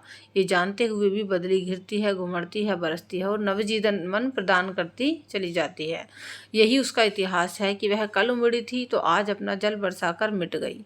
उसकी स्मृतियाँ भर रह गई हैं, मतलब उसकी केवल यादें रह गई हैं। तो उन्हीं स्मृतियों के सहारे संसार में उल्लास की सिहरन का अनुभव किया जा सकेगा। चलिए अभी हम देखते हैं इसके इम्पोर्टेंट एमसीक्यू क्वेश्चंस। पहला है, क्रंदन में आहत विश्व हंसा। ये जो कथन है इसका भाव है कि बादलों के गरजने पर, पहला है कि लोग हंसने लगे, या चारों ओर चीख पुकार मच गई, विरहणी आहत हुई, या ग्रीष्म की प्रखरता से पीड़ित लोग प्रसन्न हुए। तो देखो बादलों के गरजने पर क्या हुआ, जो लोग गर्मी से जूझ रहे थे ना, वो पीड़ित लोग खुश हो गए, प्रसन्न हो गए। नभ के नवरंग बुनते दुकूल का क्या आशय है कि इंद्रधनुष बादलों के लिए कपड़े बुनते हैं, या बादलों के साथ उड़ते रहते हैं, या बादलों को रंगीन आभा देते हैं, या फिर प्रिय के दुपट्टे जैसा लगता है। तो देखो नभ के नवरंग बुनते दुकूल, इसका जो आशय है ना वो ये है कि इंद्रधनुष जो है वो बादलों को रंगीन आभा देते हैं। मैं नीर भरी दुख की बदली, इसमें कौन सा अलंकार है? तो देखो इस कविता में प्रणय का शाब्दिक अर्थ प्रेम है। कविता का मूल आशय क्या है? इस कविता का मूल आशय है कि प्रेम की व्यथा का चित्रण। कवि ने प्राणों की व्यथा के सुलगने को असह्य क्यों कहा है? तो कवि ने प्राणों की व्यथा को सुलगने को असह्य इसलिए कहा है क्योंकि प्रेम की व्यथा प्राणों की व्यथा से ज्यादा है। चिर स्मृति की श्वास समीर, इससे कवि का क्या आशय है? तो देखो चिर स्मृति की श्वास समीर से आशय यह है कि वेदना आजन्म रहेगी। मैं नीर भरी दुख की बदली, इस कविता का मूल कथ्य स्पष्ट करिए। तो यहाँ पर आपको बताना है इस कविता का मूल कथ्य क्या है। महादेव वर्मा द्वारा रचित कविता नीर भरी दुख की बदली, इसमें कवित्री ने नारी वेदना का वर्णन किया है। वो नारी वेदना को जल भरी बदली के उपमान से रूपांतरित करती है। मतलब जिस तरीके से नारी जो है वो बहुत सारे इमोशंस अपने अंदर जो है कैरी करके रखती है, इसी तरीके से यहाँ पर मैं नीर भरी दुख की बदली जो है कवित्री ने नारी वेदना का इस कविता के माध्यम से वर्णन किया है कि नारी के अंदर कितनी वेदना होती है। वो नारी वेदना को जल भरी बदली के उपमान से रूपांतरित करती है। इसमें नारी को त्याग और समर्पण की मूर्ति मानती है। नारी को विरह वेदना की लाक्षणिक शब्दावली द्वारा व्यक्त करती है। महादेवी ने इस कविता के माध्यम से प्रकृति में होने वाली क्रियाकलाओं को एक विरह युक्त नारी की भावनाओं के रूप में रूपांतरित किया है। अगला क्वेश्चन है कि परिचय इतना इतिहास यही, इससे कवित्री का क्या तात्पर्य है, स्पष्ट करिए। कवित्री मानो कह रही हो कि संसार में उसके आने या चले जाने से कोई विशेष अंतर नहीं पड़ता, उसका कोई पद चिन्ह तक शेष नहीं रहता। हाँ, केवल यादें रह जाती हैं, लोग उसकी वेदना को याद करते हैं और पुलकित होते हैं। इतने विस्तृत, इतने बड़े संसार के किसी कोने को वो अपना नहीं कह सकी। ऐसी नियति ही नहीं थी कि कोई कोना उसका अपना होता, है ना। उमड़ना और मिट जाना ही मानो उसका परिचय और इतिहास था। अब देखिए आगे की जो है ये पंक्तियाँ, इनका हमें क्या करना है, काव्य सौंदर्य करना है। ये रही, तो ये इसी कविता की पंक्तियाँ हैं। स्पंदन में चिर निस्पंदन बसा, ये पंक्तियाँ आपकी अक्सर एग्जाम में आ जाया करती हैं। एमसीक्यू फॉर्म में आए या 1 मार्क वाले क्वेश्चन में आए, तो आपको ये पता होना चाहिए। तो स्पंदन और निस्पंदन में विरोधाभास है। यहाँ लाक्षणिकता के द्वारा बदली की गर्जन में चोट खाए लोगों की पीड़ा व्यक्त की है। इसमें अर्थपूर्ण गंभीरता भी विद्यमान है। मैं नीर भरी दुख की बदली, इस पंक्ति के दो अर्थ हैं। इसके अर्थ क्या है? पहला कि जल भरी बदली, और दूसरा वेदना भरी या वेदनाग्रस्त स्त्री। ठीक है, केवल यहाँ बदली, बदली क्या होता है, बादल को कहा गया एक तरीके से। तो जैसे कि बादल पानी से भरा होता है, ऐसे ही जो स्त्री होती है ना वो वेदना से भरी होती है। अतः दोनों के अर्थ समानांतर चलते हैं। अतः यहाँ पर क्या है, शेष अलंकार है। मैं क्षितिज भ्रकुटी पर घिर धूमिल, इसका बताइए अर्थ क्या है। मूर्त की तुलना अमूर्त से करना छायावादी कविता की एक विशेषता है। यहाँ पर भी मूर्त बादलों की तुलना अमूर्त चिंता का भार से की गई है। ऐसी कल्पनाएं आपको अन्यत्र भी मिलेंगी। ऐसी बदली जब रजकण अर्थात मिट्टी पर बरसती है तो परिणाम होता है कि चारों ओर नवजीवन के अंकुर फूट आते हैं। जो बीज मिट्टी के नीचे दबे पड़े थे वे वर्षा की बूंदों के स्पर्श से, मतलब जो बीज जो है ना मिट्टी के नीचे दबे थे, जैसे ही उन पर बूंदें पड़ती हैं तो उनके छूने से ही मात्र वो अंकुरित होने लगते हैं, बीज बाहर आने लगते हैं और जो है फूटने लगते हैं। ये अंकुरण ही नवजीवन का प्रस्फुटन है। और बदली का ये कहना उचित है कि वही रजकण से नवजीवन अंकुर बनकर निकल पड़ती है। तो बदली कहती है कि ये बीज नहीं फूटे हैं, ये मेरे बरसने से लगता है मैं ही एक नया रूप लेकर के बाहर आई हूँ। श्वासों से स्वप्न पराग झरा, इसका मतलब क्या है। बादलों के उमड़ने के साथ चलने वाली हवा उसकी सांसें हैं जिनसे पराग झरता है। उसकी कवित्री ने स्वप्न पराग कहा है। बादलों के साथ लोगों के स्वप्न जुड़े हैं, उनके घुमड़ने पर मानो वही स्वप्नों से पराग झरता है। नेक्स्ट है कि महादेवी वर्मा के शिल्प सौंदर्य का आपको वर्णन करना है। तो देखो, महादेवी जी ने इस छोटे से गीत में बहुत सारे भाव, गहरे भाव पिरोए हैं। अर्थ गांधीर्य का यह एक सुंदर उदाहरण है। काव्यार्थ दो स्तरों पर साथ साथ खुलता है, इसलिए लक्षण और व्यंजना शब्द शक्तियों का सुंदर प्रयोग हुआ है। पूरी कविता में मानवीय अलंकार हैं। इसके अलावा शब्द चयन, नदात्मकता, लघु छंद, गेयता, मधुरता आदि भी सभी इस कविता की एक प्रमुख विशेषताएं हैं। छायावादी काव्य में उनकी रचना का मूल गुण है संवेदनशीलता। जो कुछ उन्होंने लिखा है वह हृदय की, दिल की गहराइयों से उपजा प्रतीत होता है। महादेव वर्मा ने गीत से ही अधिक लिखे हैं जो मधुर भावों से ओतप्रोत हैं। तो ये हमने देखा है महादेवी वर्मा द्वारा लिखित मैं नीर भरी दुख की बदली। आइए अब देख लेते हैं अपना अगला टॉपिक जो कि है कुटज पाठ। कुटज पाठ की बात करूं तो ये भी एग्जाम के पॉइंट ऑफ व्यू से आपका काफ़ी इंपॉर्टेंट पार्ट है। इसको भी आपको अच्छे से देखना होगा, इसके क्वेश्चन आंसर्स भी। इसके जो लेखक हैं वो हैं आचार्य हजारी प्रसाद द्विवेदी जी। तो सबसे पहले हम इनके बारे में थोड़ा जान लेते हैं। आचार्य हजारी प्रसाद द्विवेदी हिंदी जगत के श्रेष्ठ निबंधकार, उपन्यासकार, आलोचक के अलावा कुशल वक्ता और सफल अध्यापक रहे हैं। इनका जन्म सन 1907 में बलिया जिले के एक गाँव में हुआ था और इनका नाम हजारी प्रसाद कैसे पड़ा ये भी एक रोचक घटना है। जिस दिन इनका जन्म हुआ उस दिन रास्ते में इनके पिता को 1000 रुपये की थैली पड़ी मिली और इनके पिता ने इन्हें 1000 रुपये का प्रसाद समझकर ग्रहण कर लिया। आप बहुत ही हंसमुख स्वभाव के व्यक्ति थे। उनके मुक्त भाव की हंसी के ठहाकों को लोग आज भी याद करते हैं। द्विवेदी जी का अध्ययन क्षेत्र बहुत बड़ा था। संस्कृत, हिंदी, प्राकृत और अपभ्रंश बंगला आदि भाषाओं पर आपका पूर्ण अधिकार था। इसके अलावा इतिहास, दर्शन, धर्मशास्त्र और संस्कृत आदि विषयों पर गहरा ज्ञान था। इसका अंदाजा आप ये निबंध पढ़कर लगा ही लिया होगा। द्विवेदी जी की कई विश्वविद्यालयों के हिंदी विभाग के अध्यक्ष रहे। सन 1957 में भारत सरकार ने उन्हें पद्म भूषण से सम्मानित किया और 19 मई 1979 में उनका देहांत हो गया। चलिए देखते हैं पाठ का सारांश, कुटज पाठ को। देखिए, आचार्य हजारी प्रसाद द्विवेदी जी हिंदी जगत के श्रेष्ठ निबंधकार, उपन्यासकार और आलोचक रहे हैं। कुटज एक ललित निबंध गद्य है। हिमालय की पर्वत श्रृंखलाओं में कहीं कहीं हरियाली दिखती अर्थात दूब घास तक सूख जाती है।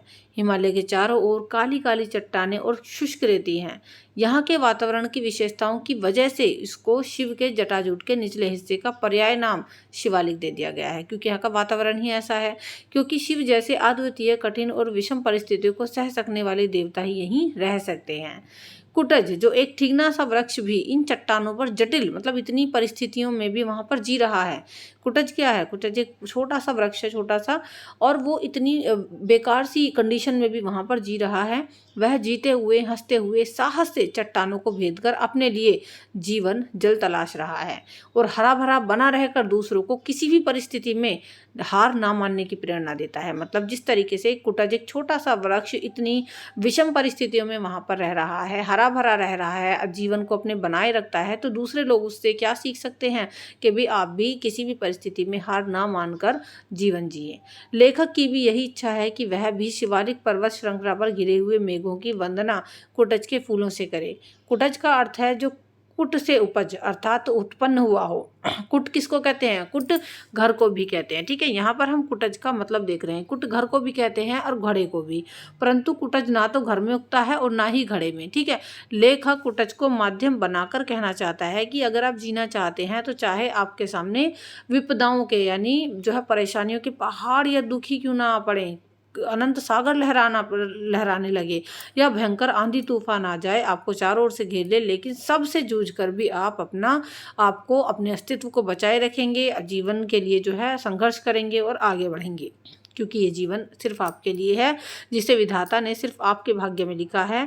आप कर्मशील और परिश्रमी बनकर उसे प्राप्त कीजिए और दुख की स्थिति में भी हर्षोल्लास का क्षण चुन लीजिए। दुख कितना भी हो, लेकिन खुशियों के पल आपको चुनने हैं, कोशिश करनी है। संघर्ष का सामना कीजिए और देखिए कि विजय किस तरीके से आपकी तरफ खींची चली आएगी। अब देख लेते हैं पाठ की सप्रसंग व्याख्या। इन्हीं में से एक छोटा सा बहुत ही ठीकना पेड़ है, पत्ते चौड़े भी हैं, बड़े भी हैं, फूलों से तो ऐसा लदा है कि कुछ पूछिए नहीं। अजीब सी अदा है, मुस्कुराता जान पड़ता है, लगता है पूछ रहा है कि क्या तुम मुझे नहीं पहचानते? पहचानता तो हूँ, अवश्य पहचानता हूँ, लगता है बहुत बार देख चुका हूँ, पहचानता हूँ उजाड़ के साथ ही तुम्हें अच्छी तरह पहचानता हूँ, नाम भूल रहा हूँ, प्राय भूल जाता हूँ, रूप देखकर प्राय पहचान जाता हूँ, नाम नहीं याद आता, पर नाम ऐसा है कि जब तक रूप के पहले ही हाजिर ना हो जाए तब तक रूप की पहचान अधूरी रह जाती है। देखो एग्जाम में इसी तरीके से आपको ये पैराग्राफ दिया जाएगा या फिर कोई भी, तो ये आपका पढ़ा हुआ है, पठित गद्यांश है, तो आप देख लीजिए, समझ में आ जाना चाहिए कि भी हाँ ये इस पाठ से लिया गया है, बेसिकली ये कुटज से लिया गया है। तो देखो आपको प्रसंग में क्या बताना है कि जो गद्यांश है ना वो प्रसिद्ध निबंधकार आचार्य हजारी प्रसाद द्विवेदी के ललित निबंध कुटज से लिया गया है। शिवालिक श्रृंखलाओं में पाए जाने वाले कुटज वृक्ष के बारे में लेखक बताता है। यहाँ पर व्याख्या क्या है इसकी? शिवालिक पर्वतमालाओं में अनगिनत वृक्ष मालाएं पाई जाती हैं। देखो वहाँ की जो पर्वतमालाएं हैं उनमें बहुत सारी वृक्ष श्रृंखलाएं पाई जाती हैं। अब इन्हीं वृक्षों में एक ठीकना और छोटा सा वृक्ष है जिसके पत्ते बड़े और चौड़े हैं, जिस पर बेशुमार फूल लदे हुए हैं। यह पुष्प युक्त वृक्ष मुस्कुराता हुआ प्रतीत होता है। यह इसकी विचित्र भाव भंगिमा है। ऐसा लगता है कि मुझसे अपनी पहचान पूछ रहा हो। लेखक उसे पहचान तो लेता है, लेकिन वो उसका नाम क्या है उस वृक्ष का वो ये भूल जाता है, उसको याद नहीं रहता। लेखक वृक्ष को उजाड़ का साथी कहकर संबोधित करता है और अच्छी तरीके से पहचानता है, लेकिन नाम भूल गया है। रूप की तो पहचान है, परंतु नाम याद नहीं। नाम के बिना रूप की पहचान अधूरी ही है। ये भावना लेखक के मन में जागृत होती है कि उसे नाम याद क्यों नहीं आ रहा है। रूप परिचय के साथ नाम परिचय भी आवश्यक है। ठीक है, चलिए अब ये क्या इसी पाठ का जो अगला गद्यांश है वो इस तरीके से है। आगे लेखक कहता है इस पाठ में कि नाम इसलिए बड़ा नहीं है कि वह नाम है, बल्कि नाम इसलिए बड़ा होता है कि उसे सामाजिक स्वीकृति मिली होती है। नाम व्यक्ति सत्य है, नाम समाज सत्य है। नाम उस पद को कहते हैं नाम उस पद को कहते हैं जिसे सामाजिक स्वीकृति मिली है। रूप व्यक्ति सत्य है, नाम समाज सत्य है। नाम उस पद को कहते हैं जिस पर समाज की मोहर लगी होती है। आधुनिक शिक्षित लोग जो है ना, जिसे सोशल सेक्शन कहा करते हैं, मेरा मन नाम के लिए व्याकुल है। समाज द्वारा स्वीकृत, इतिहास द्वारा प्रमाणित, समष्टि मानव की चित्त गंगा में स्नात। अब देखो इसका प्रसंग क्या है। प्रस्तुत गद्यांश सुप्रसिद्ध निबंधकार आचार्य हजारी प्रसाद द्विवेदी द्वारा लिखित निबंध कुटज से लिया गया है। लेखक ने शिवालिक पर्वत श्रेणियों पर एक छोटा सा ठीकना वृक्ष देखा है जिसका उसे समाज प्रमाणिक नाम याद नहीं आ रहा है। ठीक है, वृक्ष के नाम के बारे में निम्न लेखक कहता है कि वृक्ष का नाम बड़ा नहीं है। व्याख्या पर आ जाते हैं। वृक्ष का नाम बड़ा नहीं है। जब किसी नाम को समाज स्वीकृति दे देता है तो वो नाम भी बड़ा हो जाता है। व्यक्ति अथवा वस्तु का रूप सत्य है, किंतु उस रूप का नाम समाज सत्य है। सारा समाज जिस वस्तु को सर्वमान्य शब्द से पुकारने लगता है तो हम उसे नाम कहते हैं। आज का सभ्य समाज इस नामकरण को सोशल सेक्शन कहता है। लेखक को उस वृक्ष का नाम याद नहीं आता है, अतः वह उस वृक्ष का नाम जानने के लिए परेशान है। लेखक कहता है कि उसे इस वृक्ष का वो नाम याद आ जाए जिस नाम को समाज की स्वीकृति मिली है, मतलब समाज जिस नाम से उसको पुकारता है, जो नाम इतिहास द्वारा प्रमाणित है और सभी मनुष्यों की चित्त रूपी गंगा में स्नात हो, अर्थात नाम समाज और इतिहास द्वारा प्रमाणित हो। ठीक है, आगे है अगला जो हमारा इसका पैराग्राफ है वो ये है कि दुनिया में त्याग नहीं है, प्रेम नहीं है, परार्थ नहीं है, परमार्थ नहीं है केवल प्रचंड स्वार्थ। भीतर की जिजीविषा, जीते रहने की प्रचंड इच्छा ही अगर बड़ी बात हो तो फिर यह सारी बड़ी बड़ी बोलियां जिनके बल पर दल बनाए जाते हैं, शत्रु मर्दन का अभिनय किया जाता है, देशोद्धार का नारा लगाया जाता है, साहित्य और कला की महिमा गाई जाती है, झूठ है। इसके द्वारा कोई ना कोई अपना बड़ा स्वार्थ सिद्ध करता है, लेकिन अंतरतर से कोई कह रहा है, ऐसा सोचना गलत ढंग से सोचना है। अब देखिए, प्रस्तुत गद्यांश जो है वो प्रसिद्ध निबंधकार आचार्य हजारी प्रसाद द्विवेदी द्वारा लिखित है और कहाँ से लिया गया है? कुटज पाठ से लिया गया है। इन लाइनों में लेखक ब्रह्मवादी याज्ञवल्क्य और हॉब्स की स्वार्थ संबंधी विचारधारा के बारे में बात करता है, उसके बारे में कहता है। व्याख्या क्या है? याज्ञवल्क्य और हॉब्स इस बात को मानते हैं कि इस संसार में सर्वत्र यानी चारों तरफ स्वार्थ ही स्वार्थ का बोलबाला है, कहीं भी प्रेम, परोपकार और परार्थ नहीं है। हर एक आदमी जहाँ प्रेम हो या परोपकार उसका दिखावा ही करता है, उन सब में स्वार्थ निहित है, अतः कभी भी परोपकार का नाम नहीं है कहीं भी। ठीक है, व्यक्ति के अंदर केवल जीने की प्रचंड इच्छा है और ये जिजीविषा ही वास्तविक सत्य है। इंसान अपने व्यवहार में बड़ी बड़ी बातें करके दलों और पार्टियों का गठन करता है और दुश्मन के साथ युद्ध करता है, उसे पराजित करता है, देश सेवा और देश उद्धार का नाटक करता है, साहित्य और कलाओं की प्रशंसा भी करता है। तो ये सारी बातें क्या हैं? ये सारी बातें झूठ हैं, लेकिन व्यक्ति की जिजीविषा सत्य है। इन सब कार्यों के माध्यम से व्यक्ति अपने बड़ों से बड़े कार्य भी सिद्ध करता है, वही उसका स्वार्थ है। ठीक है, उसका अपना फायदा है, जिजीविषा है। इस विचारधारा के बाद लेखक अपनी आत्मशक्ति से सोचता है तो उसे लगता है कि उपयुक्त प्रकार से सोचना कोई ठीक सोच नहीं है, अर्थात कहीं ना कहीं हम गलत सोच रहे हैं। चलिए, अब इस पाठ के महत्वपूर्ण जो है एमसीक्यू क्वेश्चन हम लोग देख लेते हैं। पहला है कि लेखक को शिवालिक की पहाड़ियों में क्या दिखाई देता है? 4 ऑप्शन है। उसे शिव की जटाएं दिखती हैं, महादेव की मूर्ति, ठीकने शानदार वृक्ष या अलकनंदा का स्रोत। तो उसे एक ठीकना शानदार वृक्ष दिखाई देते हैं। लेखक पेड़ को पहचान लेता है एक ही बार में, दूसरी बार में, कई बार देखने पर या बार बार देखने के बाद? तो देखो, लेखक जो है ना पेड़ को पहचानता है दूसरी बार में। लेखक के हिसाब से कुटज का कौन सा नाम पौरुष व्यंजक नहीं है? तो देखो यहाँ पर 4 ऑप्शन है और इनमें से जो सही ऑप्शन है वो है मदोद्धता। कुटज शब्द का अर्थ बताते हुए लेखक किस शब्द को इससे जुड़ा हुआ नहीं मानता है? किससे जुड़ा हुआ नहीं मानता है? कुटज का मतलब कूटना नहीं है। ठीक है, कुटिया, घड़ा और कुटकारी का तो इसके अर्थ है मतलब इससे मिलते हैं, लेकिन कूटना इसका अर्थ नहीं है। कुटज का मतलब आप ये मत समझना कि कूटना मतलब कुटज। ठीक है, चलिए, दिए गए विकल्पों में से उचित विकल्प चुनते हुए पाठ के आधार पर आपको क्या करना है? रिक्त स्थानों की पूर्ति भी करनी है।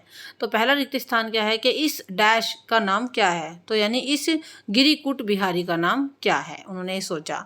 दूसरा है कि शिवालिक की सूखी नीरस पहाड़ियों पर मुस्कुराते हुए ये वृक्ष द्वंद्वातीत हैं, डैश हैं, क्या है? तो अलमस्त हैं। अगला जो हमारा एमसीक्यू है वो है कि सारा संसार अपने डैश के लिए ही तो जी रहा है। तो देखो, सारा संसार अपने स्वार्थ या मतलब के लिए ही जी रहा है। ठीक है, अपने मतलब के लिए। अगला है लेकिन डैश से कोई कह रहा है, ऐसा सोचना गलत ढंग से सोचना है, यानी अंतरतर से कोई कह रहा है कि ऐसा सोचना गलत सोचना है। अगला है कि जो समझता है कि वह दूसरों का उपकार कर रहा है, वह है जो समझता है कि दूसरे उसका उपकार कर रहे हैं, वह भी इंसान क्या है? अबोध और बुद्धिहीन। चलिए, अगले जो हमारे प्रश्न हैं वो जो है प्रश्न उत्तर है। कुटज की सबसे सराहनीय बात क्या है? तो देखो, कुटज की सबसे सराहनीय बात क्या है? जिजीविषा, मतलब उसके अंदर जीने की बहुत इच्छा है, वो कठिन परिस्थितियों में भी जी रहा है। आत्ममन शब्द के लिए किस ऋषि की बात पूर्णतः असत्य नहीं है? तो देखो, आत्मनः शब्द के लिए याज्ञवल्क्य ऋषि की बात जो है पूरी तरीके से गलत नहीं है। जिसकी इंद्रियां अपने वश में नहीं होती वह ना तो दूसरों की जी हुजूरी ही नहीं करता, या दूसरों के दुख में दुखी और सुख में सुखी होता है, या अपनी कमजोरियां छुपाने के लिए झूठी शान बघाड़ता है, या अपने आत्मसम्मान, आत्मगौरव और आत्मविश्वास को सुरक्षित रखता है। तो देखो, जिसकी इंद्रियां अपने वश में नहीं होती ना, वो अपनी कमजोरियां छिपाने के लिए झूठी शान बघाड़ता है।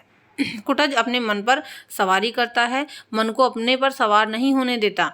तो ये कथन जो है ना वो आपको क्या संदेश देता है कि भाई आप भी अपने मन के अनुसार कार्य करें, या स्वार्थ सिद्धि के लिए जीवन में किसी भी प्रकार की चुनौती स्वीकार करें, या मन तो चंचल है पर उसका कहना कभी नहीं टालें, या फिर खुद पर नियंत्रण रखें, मन को वश में करके और उस पर जीत हासिल करें।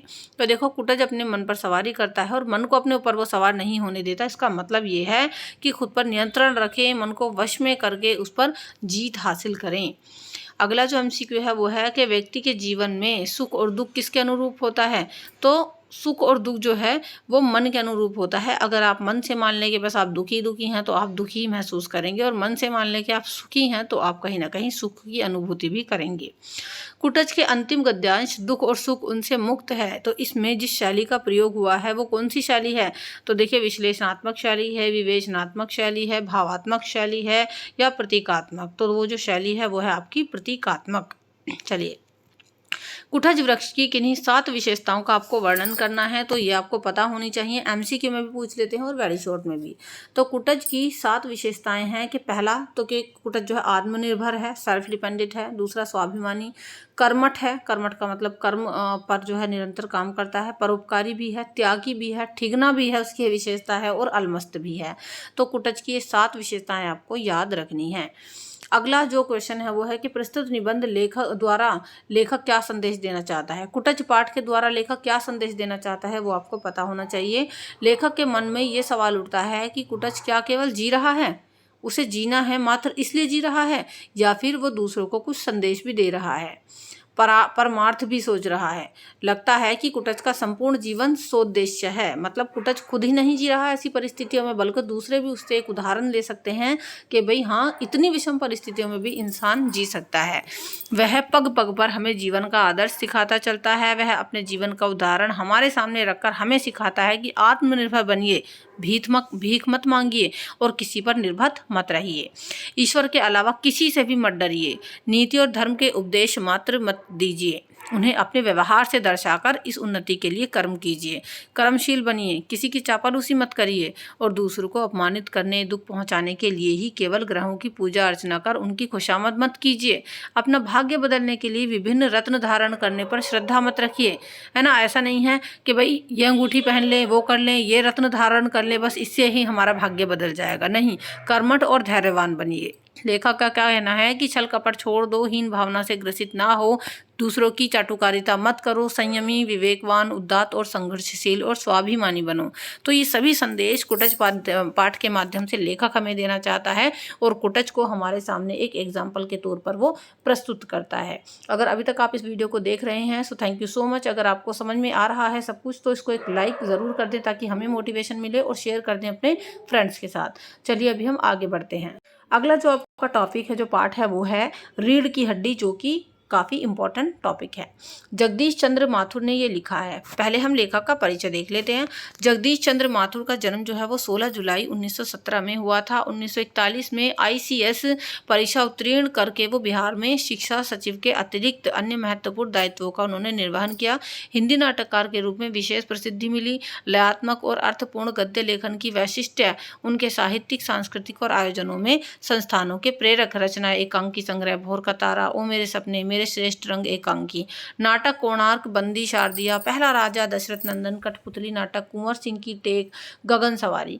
रेखा चित्र संस्मरण 10 तस्वीरें हैं। चित्र है ना, चित्र 16.2 जगदीश चंद्र माथुर जिन्होंने जीवन जीना जाना। समीक्षा, परंपराशील नाट्य, जनसंचार, बहुजन संप्रेषण के माध्यम, सम्मान विद्या वारिधि, कालिदास अवार्ड, बिहार राजभाषा पुरस्कार, हार्वर्ड विश्वविद्यालय के विजिटिंग फेलो एवं अन्य परियोजनाओं से संबंध। अगर हम रीढ़ की हड्डी पाठ की बात करें तो उस पाठ का सारांश देख लीजिए। ये क्या है, ये बेसिकली कहानी नहीं है, ये है एक उपन्यास। ठीक है, आपको पता होना चाहिए कि रीढ़ की हड्डी जो है वो एक उपन्यास है जो जीवन के विभिन्न पहलुओं और मनोवैज्ञानिक यानी साइकोलॉजिकल पहलुओं का विवरण करता है। इस कहानी में प्रमुख पात्र कौन है?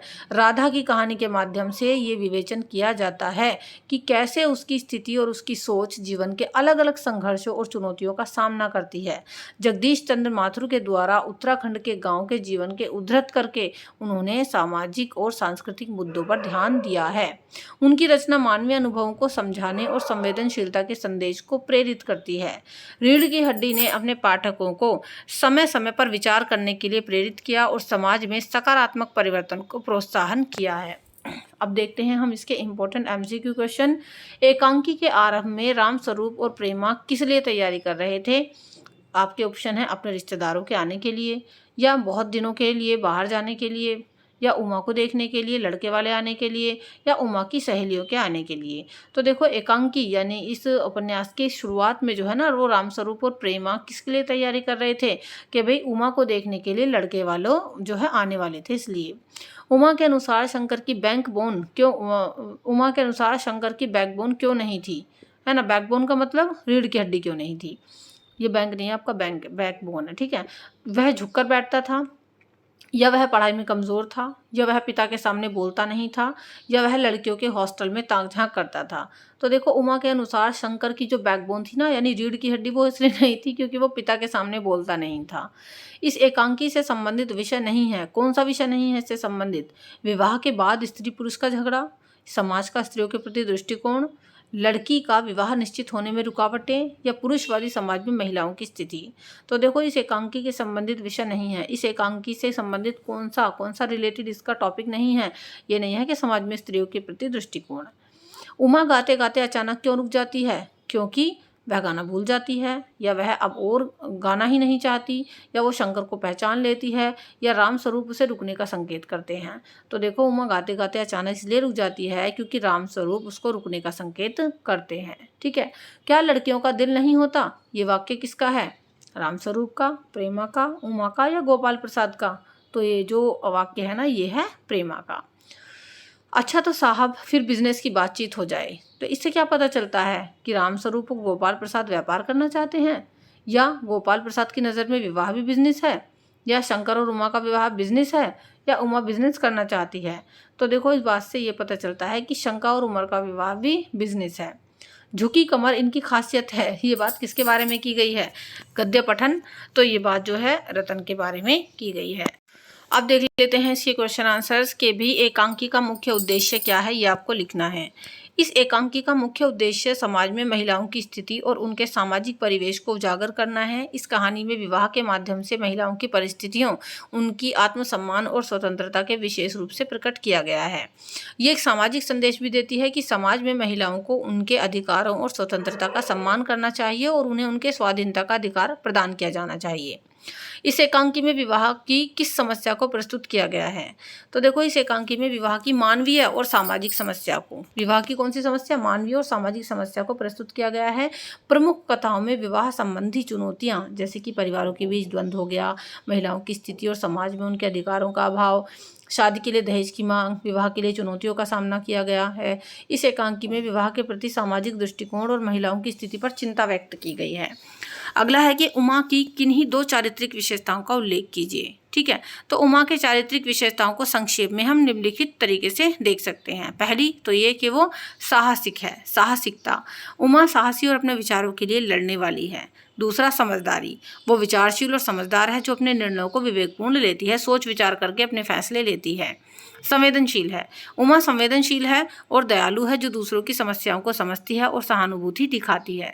इसके अलावा उमा स्वतंत्र है, स्वतंत्रता, उमा स्वतंत्र और स्वाधीन है जो अपने निर्णयों को खुद से लेती है और अपने अधिकारों का सम्मान करती है। ठीक है, अगला जो क्वेश्चन है वो यह है, कथावस्तु के आधार पर आप किसे एकांकी का मुख्य पात्र मानते हैं और क्यों?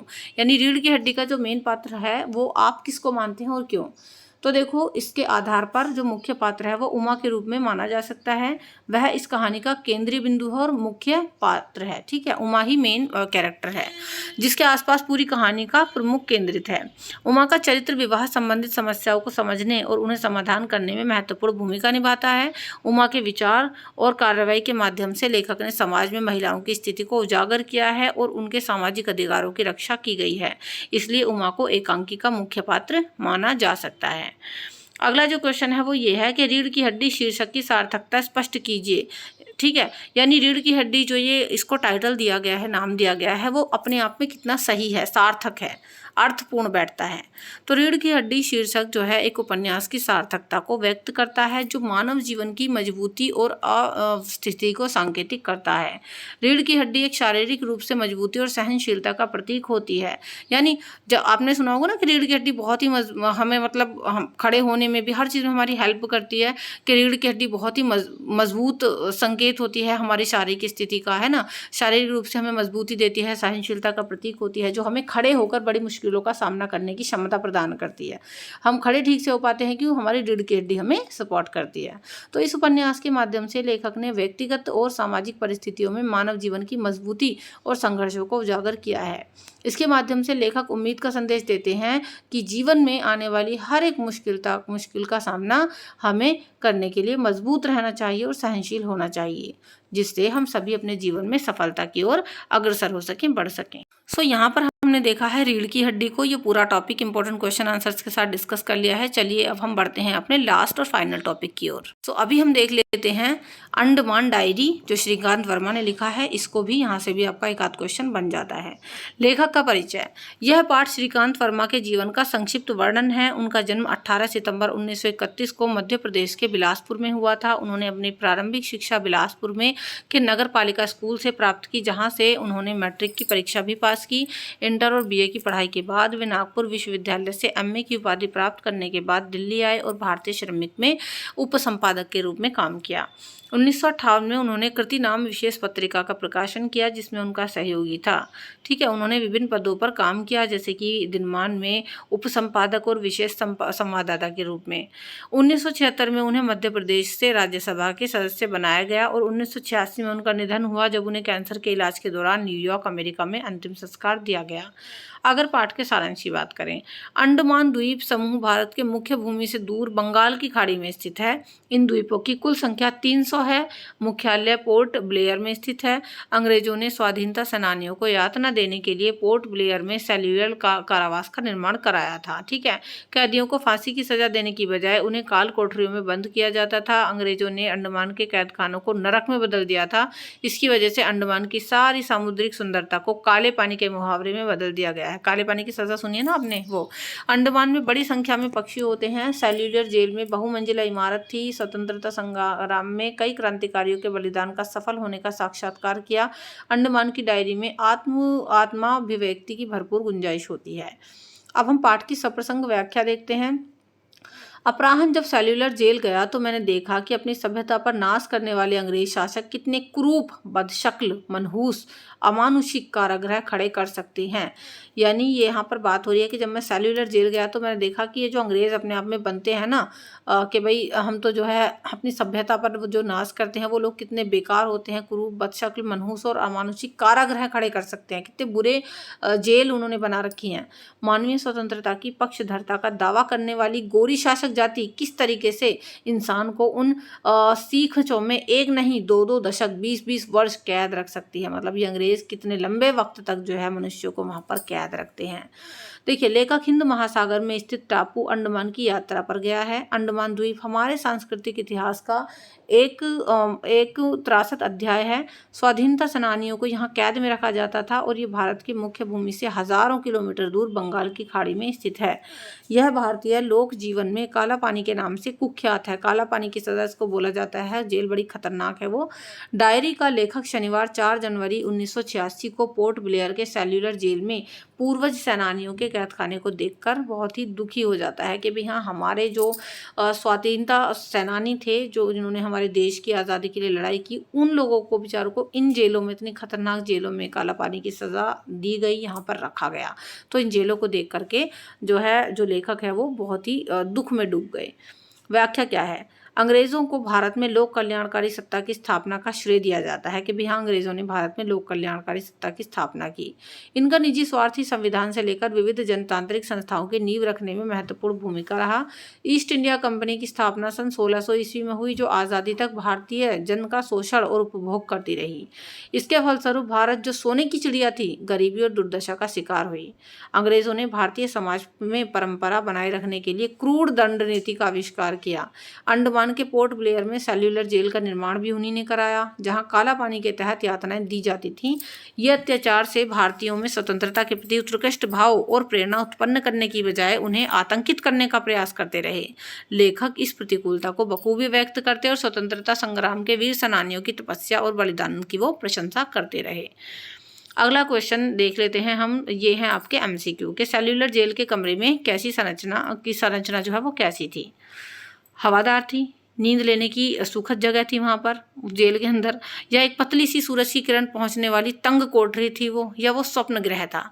तो देखो सेल्युलर जेल के जो कमरे थे ना, उसकी संरचना कैसी थी कि एक पतली सी सूरज की किरण पहुँचने वाली वो तंग कोठरी थी जहाँ पर उन कैदियों को रखा जाता था। फांसी घर के सामने लेखक को किस नाटककार का स्मरण होता है? कालिदास, भारतेंदु, मोहन राकेश या शेक्सपियर। तो जब वो फांसी घर के सामने लेखक पहुंचते हैं तो उन्हें शेक्सपियर का या स्मरण होता है, उनकी याद आती है। समुद्र पर मंडरा रही चिड़ियाँ कैसी लगती हैं? जैसे कि पूर्वजों की मृत आत्माओं की तरह, कोठरी में कैद आत्मा की तरह, नील गगन में स्वच्छंद प्राणी की तरह, या मनमोहक दृश्य की तरह। तो देखो समुद्र पर मंडरा रही चिड़ियाँ जो हैं वो कोठरी में कैद आत्मा की तरह लगती हैं। फूंक फूंक कर पीना, इस मुहावरे का क्या अर्थ है? जल्दबाजी, या सावधानी पूर्वक, या लापरवाही, या आश्चर्यचकित। तो इसका अर्थ होता है लापरवाही। कॉमेडी शब्द का अर्थ क्या है? सुखांत, हास परिहास, कर्मयोगी या काम। तो कॉमेडी का अर्थ तो भाई वही है, हास परिहास यानी हंसी मजाक। लेखक ने काला पानी किसे कहा है? स्पष्ट कीजिए। लेखक ने काला पानी को अंग्रेजों द्वारा अंडमान जेल में किए गए अत्याचारों को संक्षेप में इस उपनाम नाम से संदर्भित किया है। यह उपनाम उन दुखद घटनाओं को संदर्भित करता है जो अंडमान जेल में कैदियों के साथ किए गए अत्याचारों की दुष्पर्याप्तता और उनकी निर्ममता को दर्शाता है। फांसी से पहले कैदी के साथ साथ क्या औपचारिकताएं निभाई जाती हैं? मतलब फांसी देने से पहले कौन कौन सी फॉर्मेलिटीज जो है कैदी के साथ की जाती हैं। फांसी से पहले कैदी को उनकी आखिरी इच्छा के हिसाब से खाना, आखिरी इच्छाओं की पूर्ति की जाती है। धार्मिक आचरण और आशीर्वाद जैसी औपचारिकताएं निभाई जाती हैं। इनका मुख्य उद्देश्य कैदी को उनके अंतिम क्षणों में शांति और आत्मसमर्पण का अनुभव कराना था। लेखक के मन में किसके प्रति पूर्वाग्रह था? तो देखो लेखक के मन में अंग्रेजों के प्रति पूर्वाग्रह था। उन्होंने अंग्रेजों के द्वारा किए गए अत्याचारों और उपेक्षा के खिलाफ अपनी कड़ी आलोचना की है, जैसा कि वे अंडमान जेल में किए गए क्रूर अत्याचारों का विवेचन करते हैं। किसे सावरकर के सांप्रदायिक होने का तर्क मंजूर नहीं है? स्पष्ट कीजिए। देखो सावरकर के सांप्रदायिक होने का तर्क मंजूर नहीं है क्योंकि वो भारतीय इतिहास और संस्कृति के विभिन्न पहलुओं के प्रति आधारित एक विवेक और राष्ट्रभक्त व्यक्ति था। उनके कार्यों और विचारों में भारतीय समाज की समृद्ध और स्वतंत्रता को प्रोत्साहित करने की प्रेरणा थी, ना कि किसी विशेष समुदाय के खिलाफ भावनाओं को बढ़ावा देने की। इसलिए उन्हें सांप्रदायिकता का आरोप लगाना गलत और असंगत होगा। सो यहाँ पर मैंने आपको हिंदी के जो है most important question answers chapters के साथ एक्सप्लेनेशन के साथ डिस्कस किए हैं आपके साथ। आई होप आपको अच्छे समझ में आ गया होगा। वीडियो को अंत तक देखने के लिए थैंक यू सो मच। ये पार्ट 2 था हमारा। पार्ट 1 अगर अभी तक नहीं देखा है तो उसका लिंक डिस्क्रिप्शन बॉक्स में है। आप चाहे पार्ट 1 पहले देख लो, पार्ट 2 पहले देख लो। दोनों ही वीडियो में अलग अलग चैप्टर्स मैंने कवर किए हैं। सो वीडियो कैसी लगी है मुझे एक बार कमेंट सेक्शन में ज़रूर बताना। अगर आपकी हेल्प हुई है तो आप भी दूसरों की हेल्प कर सकते हैं इस वीडियो को एक बार शेयर करके। चैनल पर पहली बार आए हैं तो सब्सक्राइब कर लेना और टेलीग्राम के लिए PDF के लिए हमारे टेलीग्राम को ज्वाइन कर लेना, जिसका लिंक डिस्क्रिप्शन बॉक्स में आपको मिल जाएगा। बाकी सॉल्व असाइनमेंट, सॉल्व प्रैक्टिकल सभी चीज़ें हैं और हमारा ऑफिशियल नंबर है, उस नंबर पर कॉन्टैक्ट करके आप कोई भी क्वेरी सॉल्व अपनी कर सकते हो। अगर हिंदी की ही तरह आपके पास इंग्लिश सब्जेक्ट भी है तो मेरा दूसरा चैनल है जिसका नाम है let, that means learn English by Tabassum. उस पर आप अपनी NIC की इंग्लिश पढ़ सकते हैं अच्छे तरीके से। उस वीडियो का चैनल का लिंक मैं डिस्क्रिप्शन बॉक्स में आपको दे दूंगी, वहां पर भी ज़रूर मुझे सपोर्ट करिएगा, जुड़िएगा मेरे साथ। तो चलिए नेक्स्ट वीडियो मिलते हैं आपके एग्जाम के लिए। Best of luck, thank you so much, see you in the next video. Till then keep studying in 5 study. Thank you so much and good bye.